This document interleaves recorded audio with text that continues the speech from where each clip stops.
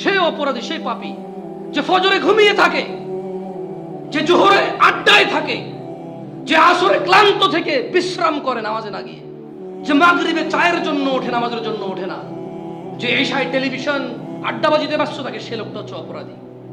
যে বলে আমি জেনারেল, উনি আলেম, আমি বুঝি না ইসলাম, ওই লোকটার চাইতে বড় অপরাধী। আমি ফতোয়া দিছি, শুনছেন আপনারা কখনো?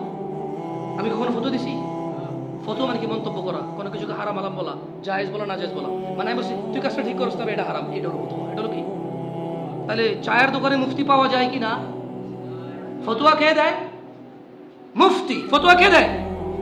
চায়ের দোকানে, বাস স্ট্যান্ডে, ঘরের নিচে বন্ধু বন্ধু মিলা ইসলাম নিয়ে ফতোয়া দেওয়ার লোক আছে না নাই? মন্তব্য হচ্ছে ফতোয়া। তো কি মন্তব্য? আপনি একটা বিষয়ের উপর মন্তব্য করেন, দিস ইজ হোয়াট কল ফতোয়া। তো আমি কি মন্তব্য করি আপনারা শুনছেন কখনো? বাট আমার নজর এই দেশে আসছে 2014 সালে